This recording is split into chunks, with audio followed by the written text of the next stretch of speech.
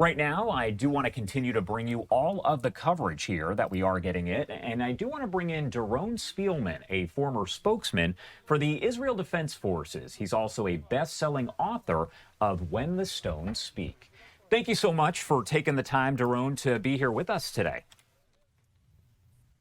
Thank you so much for having me, Josh. Of course. And Doron, I wanted to start off by talking to you about the situation that's taking place there right now over in Tehran, because a little more than 24 hours ago, of course, we know that we saw the explosion start. They were near the office of Iran's supreme leader, later confirmed dead by President Trump and then by Iran. What was going through your mind here as you kind of watched all of this play out? You know, it was amazing because this actually happened to be just before a holiday called Purim, which is a holiday that Jews have been celebrating for 2,300 years, literally about how Persia tried to destroy the Jews, and the Jews came back and were given permission from the king to defend themselves and destroy those who wanted to defend them. And, you know, we were sitting with our whole family in the shelter with bombs falling everywhere, and you're trying to calm your kids down. And I said to them, listen, this is actually the story for real.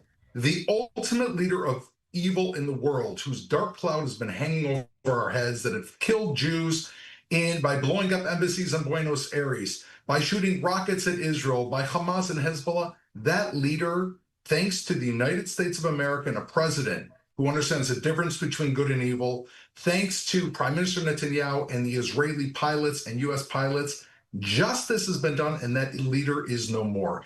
And it is, I have to tell you, Josh, and to your viewers, after decades of terror by Iran, it is a sense almost of like a divine hand saying, you know what?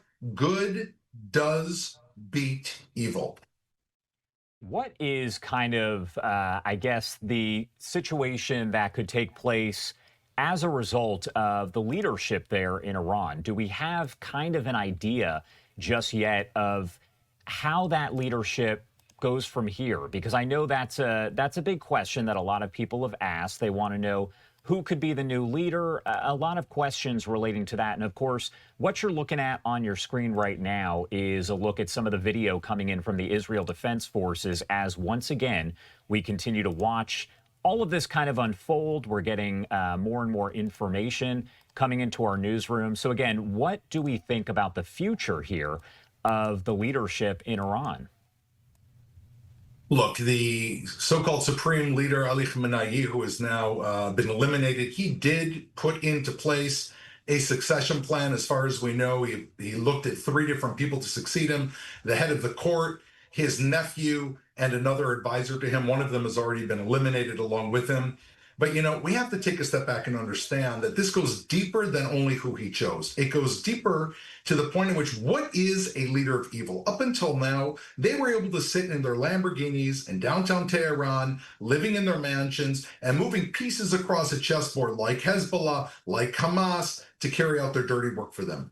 The elimination of Khamenei and his successors and much of the leadership from June changes that paradigm completely and puts into play accountability. Any leader now that's leading Iran, if he decides to attack the United States and try to rebuild his nuclear program, if he decides to try to attack Israel or any good country throughout the world, including Europe, he now knows that he himself and his close advisors are going to pay the price. And that is a dramatic shift in the Middle East, and it puts things into place so that hopefully they're not just going to be able to send their minions. They're going to know that they will pay the price for evil. And if they decide to face towards the West and choose good, then their lives will be better, along with the lives of the Iranian people.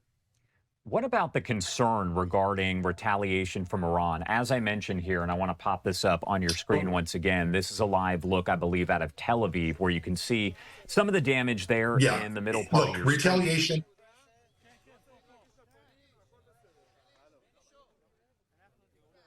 Yeah, and you can hear some of the background noise there. So, Doron, as far as retaliation, what are the concerns there? Look, Israel has been investing our national resources and our tax dollars into preparing to keeping our people safe, as opposed to all these other regimes that have been investing in a nuclear program and offensive program. We've been building, missile defense. However, as we've seen, nothing is 100%. 2 people were killed over the last 24 hours, including a pregnant woman. And, this is a huge tragedy, but the Israeli people understand something maybe that the West has yet to understand. The whole idea of live and let live, that everything is going to be okay, that we can just kind of ignore what's going on and going about our lives, it just doesn't work in this world today. And you have to be willing to face evil before it grows.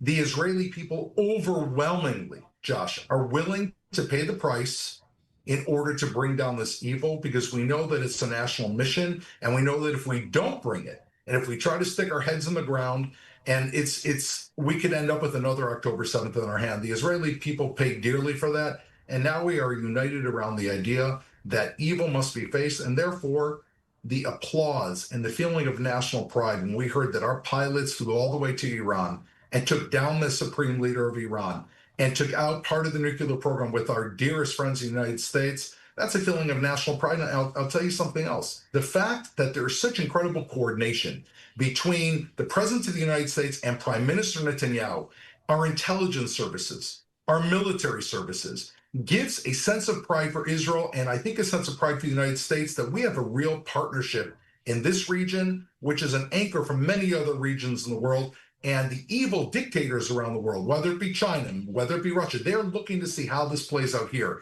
And what they've seen today is the United States and Israel are willing to fight for good. You are, of course, the former IDF spokesperson, the Israel Defense Forces. So I wanted to get your take on how complicated, how much, I guess, time, effort goes into planning an operation like this to make sure that it does go off flawlessly. We're talking about taking out the leader, the supreme leader of Iran. How do they make sure that all of this is coordinated and works out? And, Josh, this was weeks and weeks of planning. It's actually been months of planning ever since June. The CIA, along with the Israeli intelligence services, were watching every single person in the Iranian leadership. And we have to keep in mind, since June, when we surprised them and eliminated much of their leadership, they knew that we were even looking at them. And nonetheless, we were able to, using assets, both countries on the ground and in other areas, track their movements, track their routines, and wait for the very moment where Khamenei, who knew he was going to be targeted, was in a specific location with the senior leadership, including the commander of the army, and take them out there in a surprise attack. And this was, it's like threading a needle with the smallest piece of thread, and it worked, and that really sets the basis. However, in order to enable the 3 goals to really be achieved, which is allowing the Iranian people to take back their government and their regime, which is eliminating Iran's nuclear program and their ballistic missile program, this is going to take time. We have to understand, it's not just like eliminating Khamenei, all the problems are going to go away. The people in the upper echelons of Iran are looking right now to see where the tide is going to go. Is this something that Israel and the US are just going to go and pull out and leave them? Then they're not willing to really feel like the US and Israel are willing to take this the whole way.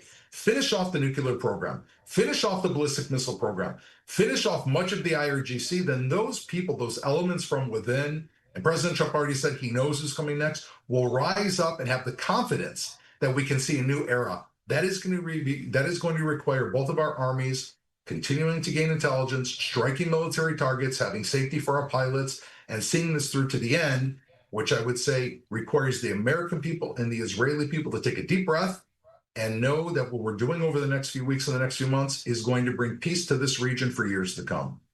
Doron, thank you so much, as always, for taking the time to join us and helping to break it down. Of course, New York Times bestselling author, also former IDF spokesperson. Thank you again. Thank you, Josh.